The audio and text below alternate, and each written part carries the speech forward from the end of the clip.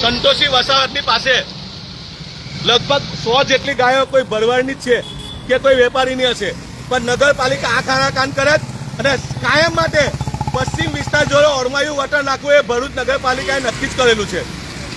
100 વખતે ભરૂચ નગરપાલિકાના લેખિતમાં જાણ કરેલી છે કે ભાઈ આ વિસ્તારમાં આવી સમસ્યા છે, આ ગાયો કોઈ છોડીને ચાલ્યું જાય, નગરપાલિકાની જવાબદારી અને પકડીને પાંજરા પર મૂકે। પરંતુ ખાલી ઈદના એક દિવસ માટે પાંજરા લઈને નીકળ્યા હતા ત્યારે અમુક ગાયોને બધું ડિટેન કરીને લઈ ગયા।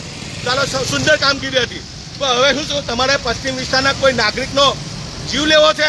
જો આમાં કોઈ પણ નાગરિકને કંઈ થશે, કોઈ સ્ટુડન્ટને કંઈ થશે, એના જવાબદાર પણ ભરૂચ નગરપાલિકા છે। સિટીલિટીમાં વારંવાર નગરપાલિકાને જાણ કરી, છેલ્લા 3 વર્ષથી અવિરતપણે લેખિતમાં કમ્પ્લેનો આપી છે।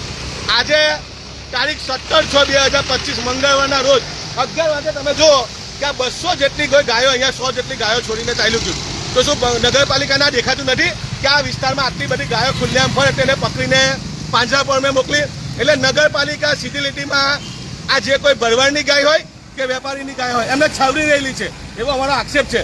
તમે જાણી જોઈને આટલાથી 100 જેટલી ગાયો આખો રસ્તો બ્લોક કરીને ઊભી, કોઈ સ્ટુડન્ટનો જીવ જશે, કોઈ પેસેન્જર અહીંથી નીકળતો હશે, કોઈ બાઇક એનો જીવ તો જશે, એની જોડે એક્સિડન્ટની ઘટના બનશે, તેના જવાબદાર ભરૂચ નગરપાલિકા અને ભરૂચ નગરપાલિકા જેવો માનવવધનો ગુનો દાખલ થવો જોઈએ।